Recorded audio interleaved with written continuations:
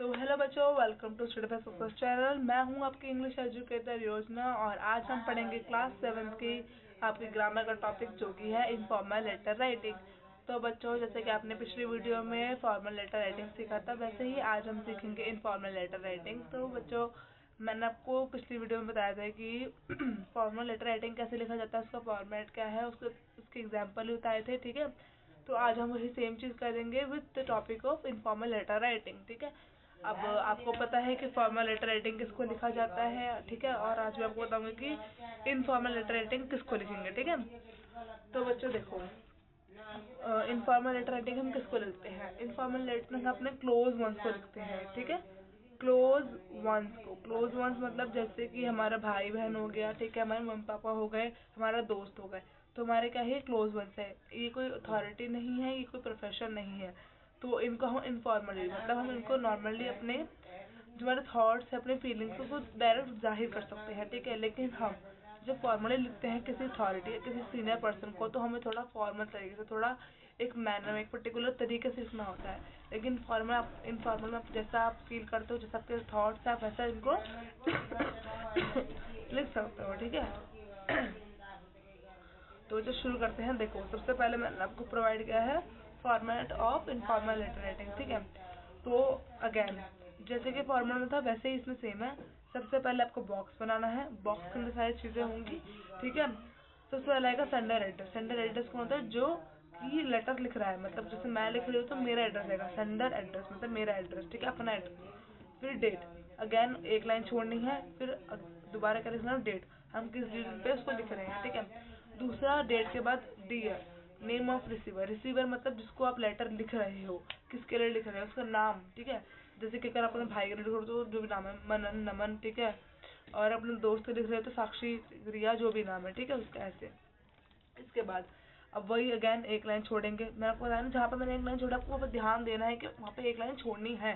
ठीक है, क्योंकि ये मैंडेटरी होता है, एक फॉर्मेट है, ये पर्टिकुलर फॉर्मेट के अकॉर्डिंग ही चलता है। ठीक है, अब नीचे चलते हैं।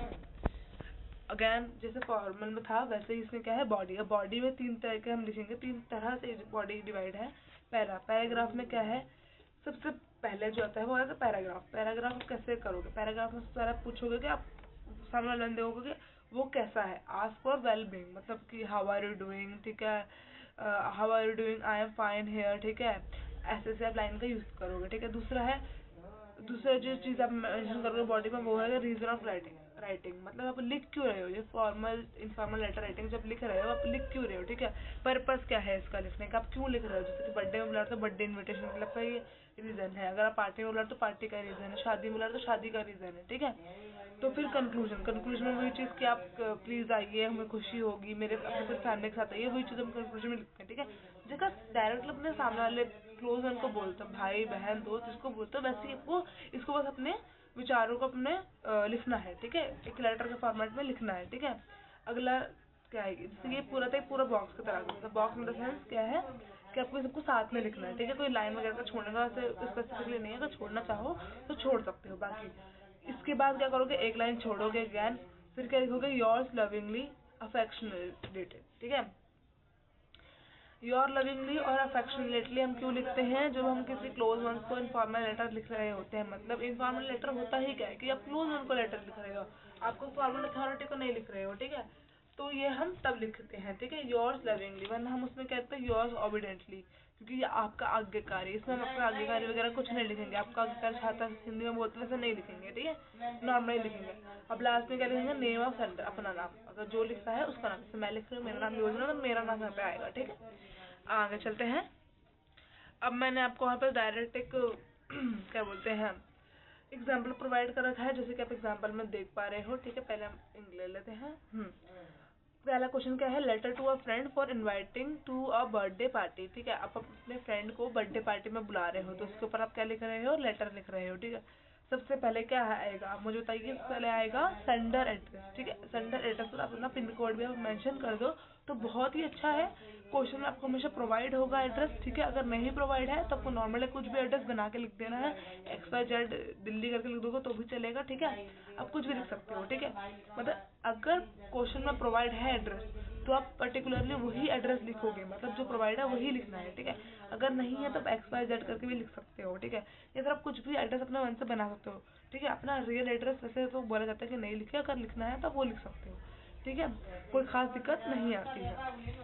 अगला क्या है, मैंने बताया था ना आपको एक लाइन छोड़ना, देखो मैंने भी एक लाइन छोड़ रखी है। अब हम क्या मेंशन कर दिया, डेट मेंशन कर दिया कि इस डेट पे हम ये क्या लिख रहे हैं, लेटर को लिख रहे हैं। आगे चलते हैं, ठीक है। अब जैसे कि अपने अपने फ्रेंड को बुलाया, तो अपने फ्रेंड का नाम, उसका नाम रोहित है, तो अपने रोहित को बुलाया कि डियर रोहित सैल्यूटेशन। एक ही क्या है हमारा, name of the receiver, receiver का नाम है, किसका नाम है, नेम ऑफ द, मैं लिख लेती हूँ यहाँ पे आपको याद रहेगा, नेम ऑफ द रिसीवर, ठीक है। आप लोग याद रखिएगा नेम ऑफ द रिसीवर है, ठीक है। अब हम चलते हैं जो हमारा मेन कंटेंट आता है, जहाँ पे हम अपने लेटर को लिखना शुरू करते हैं, ठीक है। जैसे कि ये देखो, ये देखो, मैंने आपको बताया था ना कि बेटा आपको पूरा मेंशन करना है। वो जो बॉडी है, ये क्या, ये जो यहाँ पे चल रहा है, जो यहाँ पे मेंशन है, ये पूरा पैराग्राफ, ये पैराग्राफ है क्या, ये पैराग्राफ है बॉडी, जो मैंने आपको 3 हिस्सों में डिवाइड करी थी। पहला हिस्सा क्या था, पैराग्राफ का। पैराग्राफ में अपना आप वेलबींग पूछते हो कि आप कैसे हो, ठीक है। दूसरे में आप क्या देते हो, रीजन देते हो। तीसरे में क्या देते हो, कंक्लूजन देते हो। तो वही सेम पैटर्न यहाँ पे फॉलो होगा, ठीक है। पहला क्या लिखा है, पहले लाइन में पढ़ो, I hope you are fine, I am well too. I am excited to share with you that my birthday is on 24 March. My family is organizing party for me. I would be very happy if you come and attend my birthday. The party will start 7 p.m. I hope that you may come and make unforgettable memories. Please convey my regards to uncle and auntie. यहाँ बेटा यहाँ पे मैंने आपको थोड़ी गलती कर दी थी, आंटी इस तरह का ठीक कर लीजिएगा, ठीक है। हाँ, तो क्या लिखा है यहाँ पे, I hope you are fine. मैंने जो बताया था आपको पैराग्राफ में सबसे पहले क्या पूछते हैं, आस्क फॉर वेल बीइंग। तो यहीं पे वो चीज क्या पूछी गई है, आस्क फॉर वेल बीइंग। पहला चीज क्या पूछी, ask for well being. I hope you are fine, I am well too, मतलब मैं भी ठीक हूँ। और अगले लाइन के लिखा, I am excited to share with you that my birthday is on dash dash dash. तो उसमें अगर बर्थडे डेट दे रखा तो आपको वही मेंशन करनी है, ठीक है। वरना आप कोई भी डेट बना सकते हो, सबका एग्जाम जिस दिन हो रहा है आप उसको 1-2 दिन आगे का डेट लिख सकते हो, ठीक है। तो बच्चा क्या बोल रहा है कि मैं आई होप, मतलब मुझे उम्मीद है कि तुम भी ठीक होगे और यहाँ पे मैं भी ठीक हूँ, ठीक है। मैं एक्साइटेड हूँ ये बताने के लिए कि मेरा बर्थडे इस तारीख को आने वाला है और मेरे जो फैमिली है वो पार्टी ऑर्गेनाइज कर रही है मेरे लिए। अगर तुम मेरे बर्थडे पार्टी में आओगे तो मुझे क्या होगी, खुशी होगी, ठीक है। और जो पार्टी है वो कब स्टार्ट हो रही है, 7 PM। तो यहाँ पे उसने क्या दिया है, यहाँ पे उसने दिया है, पहले इरेज कर देते हैं, इसमें उसने क्या दिया है, इसमें उसने दिया है रीजन, ठीक है। रीजन सेकंड जो थी चीज थी, ठीक है, रीजन दिया है। अब लास्ट चीज क्या थी, कंक्लूजन। तो उसने कंक्लूजन में मेंशन किया है, I hope that you may come and make unforgettable memories, please convey my regards to uncle and aunt. मतलब कंक्लूजन में क्या मैंने बताया था, एकदम पूरा जब लेटर लिखो तो कब कंक्लूड करते हो उसको, कंक्लूड कैसे करेंगे कि हाँ अगर तुम आओगे तो मुझे खुशी होगी, हम बहुत सारी मेमोरीज बनाएंगे और तुम ये जो है लेटर उनको भी कन्वे कर दो। किनको, अपने पेरेंट्स को भी कन्वे कर दो, अंकल और आंटी को, उनको भी बोलो कि मेरे बर्थडे पार्टी में आए, ठीक है। अब नीचे क्या था, नीचे में क्या लिखना है, योर्स लविंगली, वही चीज जो मैंने आपको बताई थी। एक लाइन यहाँ पे छोड़नी थी, यहाँ पे लिखना था, और यहाँ पे जो नाम, जैसे कि बच्चे का नाम सोहन है तो मैंने सोहन नाम मेंशन कर दिया, ठीक है। अगला चलो आप अगला एग्जाम्पल देख लेते हैं। अगला एग्जाम्पल है, write a letter to your younger brother about importance of good manners. बच्चों ये जो टॉपिक है बहुत ही इंपॉर्टेंट है आपके एग्जाम के लिए, क्योंकि ऐसे टॉपिक हमेशा एग्जाम में आते हैं और हमेशा बोला जाता है कि आपको अपने छोटे भाई को मतलब गाइड करते हुए, उसको सिखाते हुए आपको क्या लिखना है, लेटर लिखना है, ठीक है। हिंदी में तो खास तरह से आते ही आते हैं और साथ में इंग्लिश में भी आजकल ये टॉपिक जो है कॉमन कर दिया है, ठीक है। तो अगेन सबसे मेन चीज क्या करनी है, हमें सबसे पहले बॉक्स बनाना है, बॉक्स के अंदर हमें देखना है, बॉक्स के अंदर हमें सारी चीजें फॉर्मेट के अकॉर्डिंग करनी है। तो पहले क्या आएगा, यहाँ पे आया सेंडर एड्रेस। एक मिनट बच्चों, ये ब्रश में चेंज हो गया, हाँ जी, हाँ। सबसे पहले आएगा सेंडर एड्रेस, ठीक है। सेंडर एड्रेस अगर प्रोवाइड है तो वो लिख देना है, नहीं प्रोवाइड है तो खुद का बना के लिखना है। जैसे यहाँ पर प्रोवाइड नहीं था तो मैंने खुद का बना के लिख दिया। अगर एग्जाम में प्रोवाइड होगा तो आपको जरूर वही लिखना है। और अगर पिन कोड दे रखा है तो प्लीज मेंशन पिन कोड, उससे अच्छा लगता है, उससे लेटर और अच्छा बन जाता है, ठीक है। फिर आपको एक लाइन छोड़नी है अगेन, ठीक है। फिर आपको डेट लिखनी है, जो फॉर्मेट चल रहा है आपको उसको ध्यान देना है। फिर एक लाइन छोड़नी है। फिर सैल्यूटेशन में, मतलब सैल्यूटेशन हम लोग इस्तेमाल कब करते हैं, बोलते कब है, जब हम फॉर्मल लेटर लिखते हैं, वरना तो आपको नाम सिंपल इसको क्या बोलना है कि नेम ऑफ द रिसीवर, ठीक है। फॉर्मेट आपको ऐसे याद रखना है।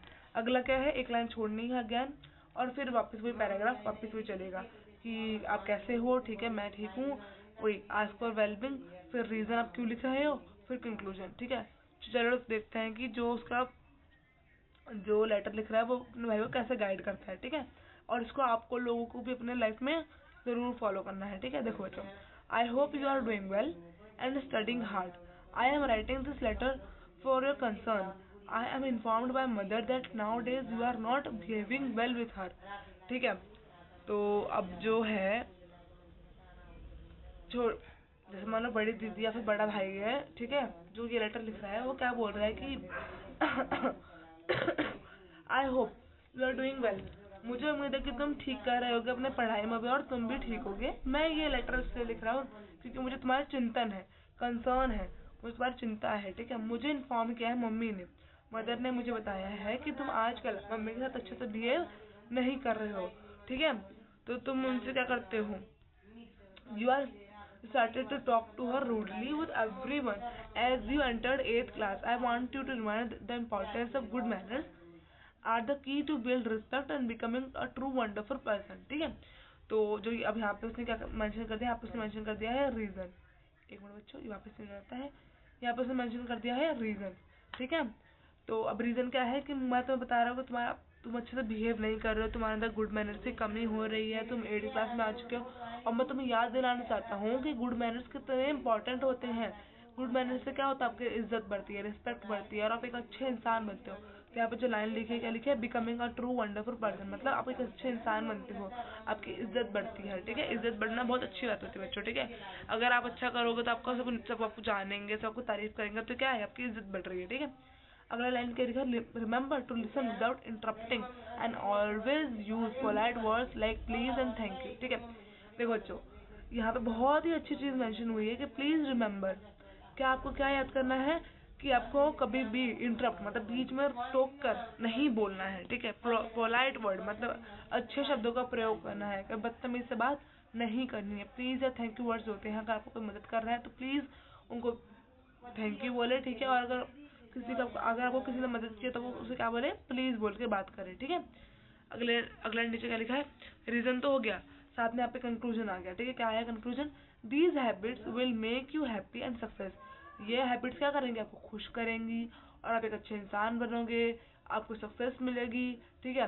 तो अब जो बड़ा भाई है बड़ी बहन है वो क्या बोलेगी, I am proud of you, ठीक है, मैं आपके ऊपर गर्व करता हूँ और मुझे उम्मीद है कि आप ये हैबिट जरूर अपनाओगे और एक सक्सेसफुल इंसान जरूर बनाओगे।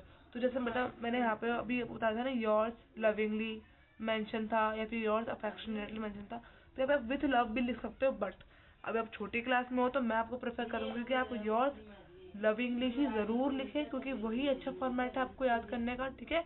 वही चलता है बड़ी बड़ी क्लासों तक, ठीक है। और आगे क्या लिखना, भी किसने लिखा था, बहन ने लिखा था उसकी, तो उसने क्या लिखा, योर सिस्टर साक्षी, ठीक है। तो बच्चों इसी के साथ आपका जो चैप्टर है सॉरी ग्रामर का टॉपिक का एक्सप्लेनेशन खत्म होता है। आई होप कि आप लोगों को वीडियो जरूर पसंद आई होगी और आप लोगों ने इससे बहुत कुछ सीखा होगा, आपको पता चला होगा कि इनफॉर्मल लेटर राइटिंग कैसे लिखा जाता है और आप अपने एग्जाम के लिए प्रिपेयर हो पाएंगे। आपको इन फॉर्मेट को जरूर याद कर लेना है और इसी के अकॉर्डिंग प्रैक्टिस करनी है।